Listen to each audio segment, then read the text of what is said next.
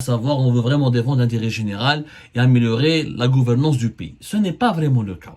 Comme les Émiratis, notamment dans le secteur très convoité du cigarette. Algérie Partage avait déjà révélé à plusieurs reprises, au moins en tout cas à 2 reprises, d'un compte de grandes enquêtes.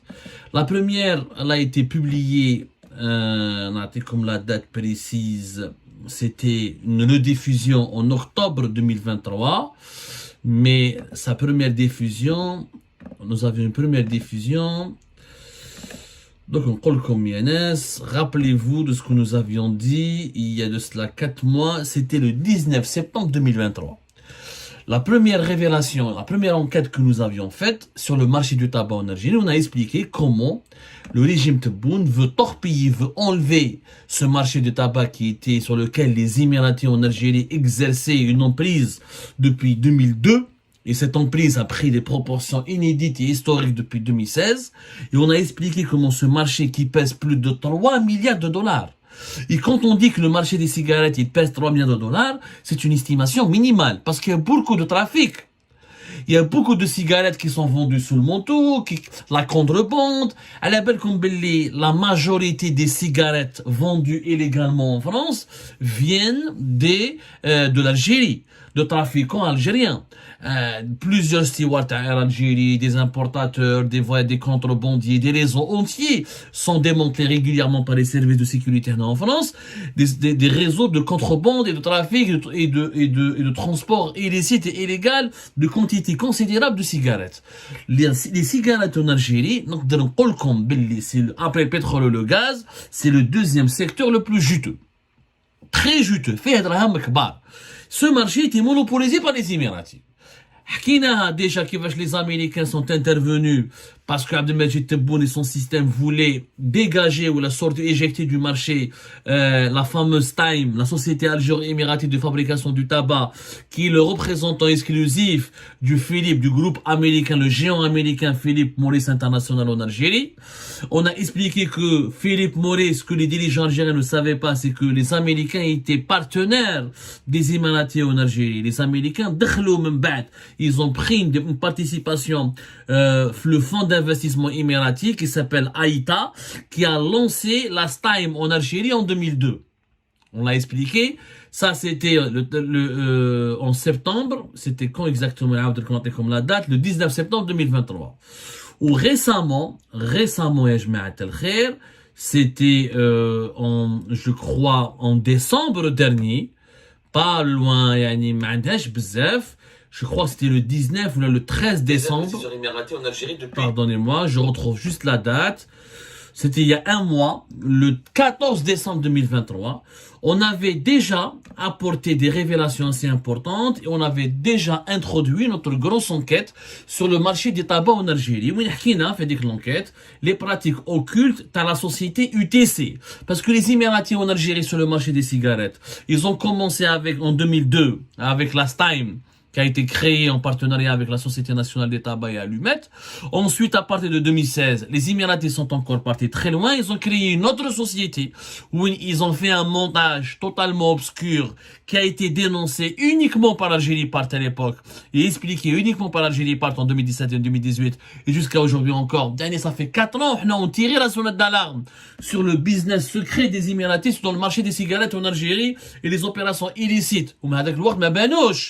هذاك الوقت تبون ما هدرش كان بريمير مينيستر في 2017 il s'est jamais attaqué aux Émiratis à l'époque في début 2020 il s'est pas attaqué aux Émiratis ودونك نوريكم certains documents يخلعوكم parce qu'on a ramené des documents etc où jusqu'à 2021 les Émiratis faisaient des transferts de devises depuis l'Algérie jusqu'à l'étranger dans plusieurs pays notamment dans des sociétés immobilières et avec la complicité de la Banque d'Algérie et des banques algériennes. Les Émiratis sont représentés par 2 sociétés, la Stime et UTC. UTC est de l'United Tobacco Company, ils sont majoritaire FEA et qui a le monopole de la commercialisation de toutes les cigarettes qui sont fabriquées, produites par la Stime, la société algéro-émiratie. En réalité, les Émiratis produisent avec les sous-licences américaines, en partenariat avec les Algériens, du Marlboro et du LM en Algérie. Et la commercialisation de ces cigarettes est aussi elle revient de droit aussi aux Émiratis à travers UTC. Dans les deux sociétés, les Émiratis sont représentés. UTC sont pratiquement majoritaires à travers un montage des diabos des personnes physiques émiratis avec des personnes physiques algériennes. Mais donc quand on calcule, les Algériens sont majoritaires les Émiratis sont majoritaires par rapport aux Algériens. Last time, c'est resté équivalent pratiquement 50-50%, mais dans la réalité des choses, là, c'est les Émiratis qui détiennent le monopole, c'est le groupe Madar depuis 2016, c'est le groupe Madar qui a été créé plus tard à partir de 2016 pour remplacer la SNTR, la fameuse Société Nationale des Tabacs et Allumettes. Bon, les Émiratis monopolisent le marché. Production, importation de la matière première, commercialisation, c'est eux qui décident de tout. Madar, yani khudra fouq ta'am. En tout cas, depuis 2022, mais les problèmes les Émiratis ou les autorités algériennes, notamment les problèmes politiques, les dirigeants du régime Tebboune veulent le marché des cigarettes. En réalité, le régime Tebboune a provoqué, il a été incité, entraîné dans une crise avec les Émiratis, justement parce que les nouveaux décideurs du pouvoir algérien voulaient racketter les Émiratis au marché des cigarettes. Les Émiratis ne voulaient plus leur donner de l'argent. Les Émiratis ils corrompaient le régime de Bouteflika. Ensuite, ils ont corrompu le régime de Gaïd Saleh, mais ils n'ont plus voulu corrompre le régime Tebboune ou la Chengrihab parce qu'ils ont compris que ce régime était instable. Ils voulaient pas s'allier avec des dirigeants qui étaient pas, dont ils étaient pas sûrs qu'ils allaient rester longtemps au pouvoir. Oui, ils faisaient plus confiance au système algérien. Ils s'entendaient plus avec le régime de Bouteflika et avec le clan Gaïd Saleh. Ce n'est plus le cas. Par vengeance, les Algériens habouinahum. Le groupe Madar, propriétaire de CRB, propriétaire de pas mal de sociétés étatiques, dans pas mal d'investissements hôteliers et immobiliers, pour que Madar reprenne l'ensemble de la gestion de la filiale cigarette. Les Américains ne l'ont pas accepté. Les Américains ont menacé, ils sont partis voir Tebboune, si vous touchez à la Stime ou à ETC, vous allez toucher directement à Philippe Morris. Philippe Morris, ils ont fermé leur bureau pratiquement. Depuis 2022, ils ont quitté l'Algérie, ils ont laissé la Stime gérer à leur place. Mais si l'Algérie allait enlever les droits et la licence ou voulait faire du mal aux Émiratis, les Émiratis vont directement en arbitrage international, ils vont gagner. Parce que ils ont des licences, ils ont l'exclusivité de produire et de commercialiser les produits de Philippe Morris International en Algérie. Donc, mais عندك ما تقدرهم. هما يكسروا فيهم بشوية. Mais le problème, c'est que les Émiratis, شكون اللي كلا معاهم في le business هذا, le sale business تاع les cigarettes, les pratiques illicites, c'est les Algériens اللي كانوا ياكلوا معاهم. في UTC, c'est les Algériens, احنا حكينا عليها في décembre 2023 وعطيناكم quelques détails. اليوم je veux approfondir. Par exemple, l'usine Gouraya de Bab El-Oued. Il y a une affaire qui s'est passée au mois d'août 2023. Un certain monsieur Ousmo Abiweb, qui était le directeur de l'unité de Gouraya, là où il est de Tipaza. Gouraya, elle produit les cigarettes Rim. Il était l'ami du directeur général de la STAM, monsieur Khalef Zouher.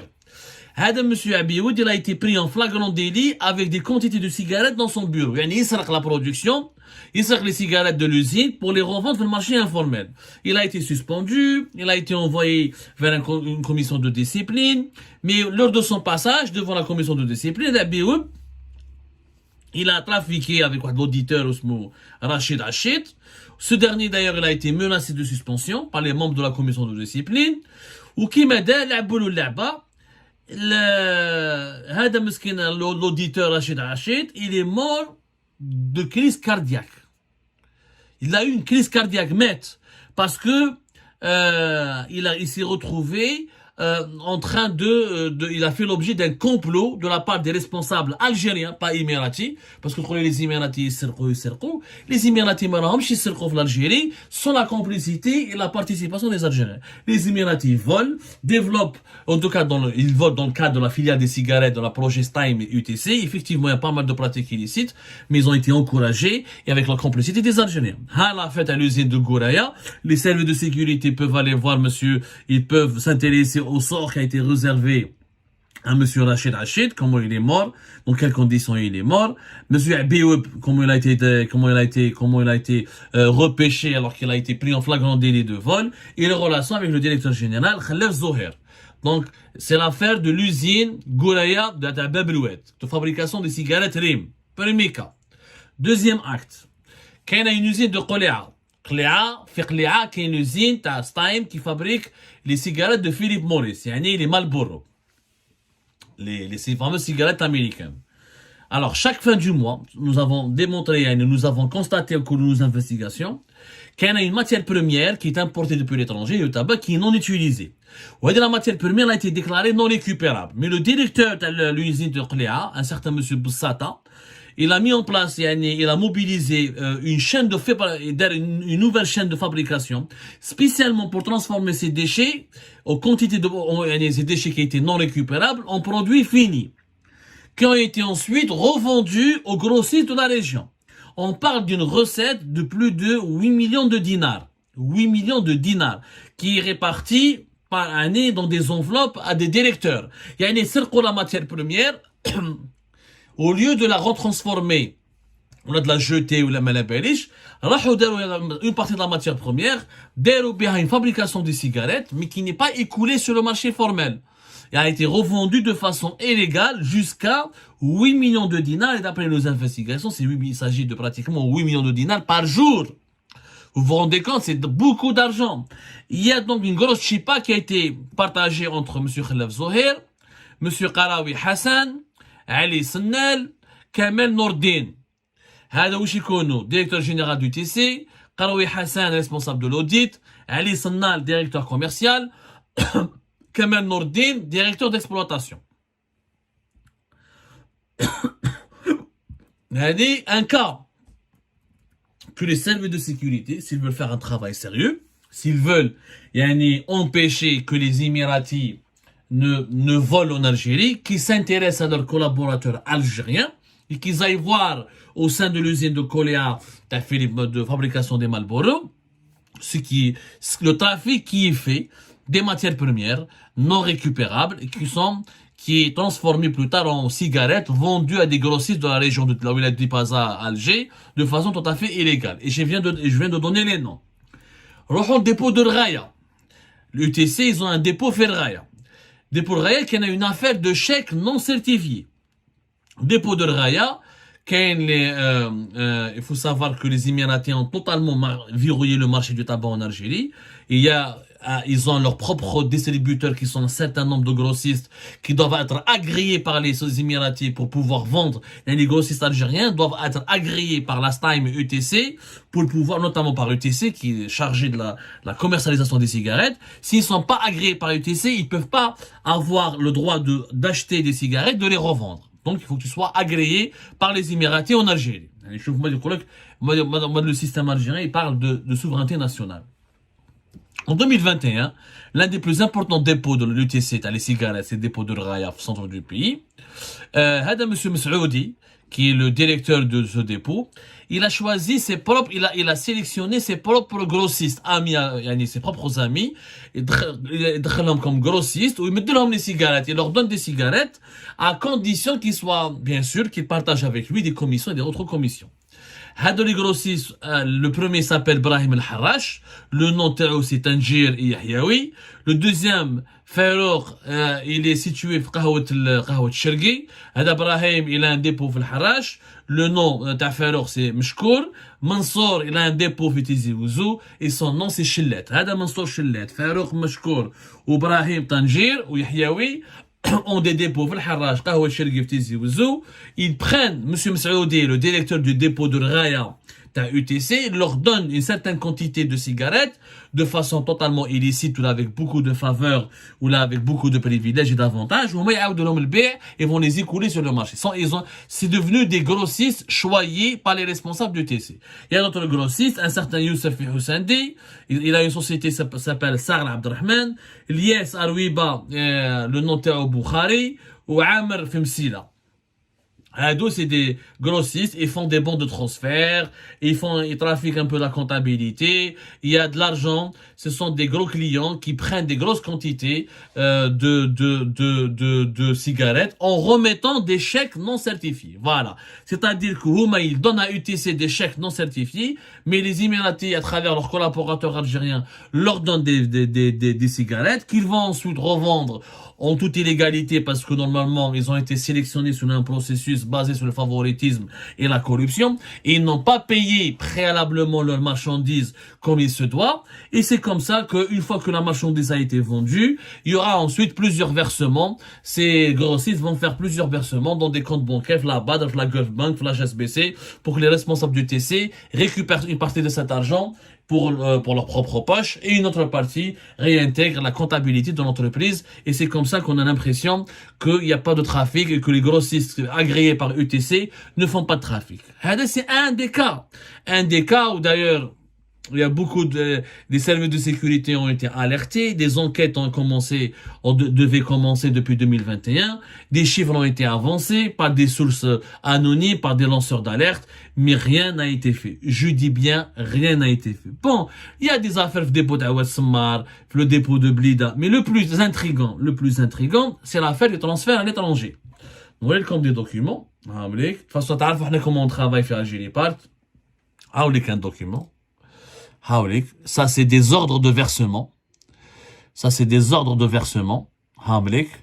On va après quand on va faire du montage, quand on va faire du montage plus tard, les chèques les non certifiés, entre les grossistes et les responsables du TC dans certains dépôts de TC pour revendre illégalement ou illicitement des quantités importantes de cigarettes.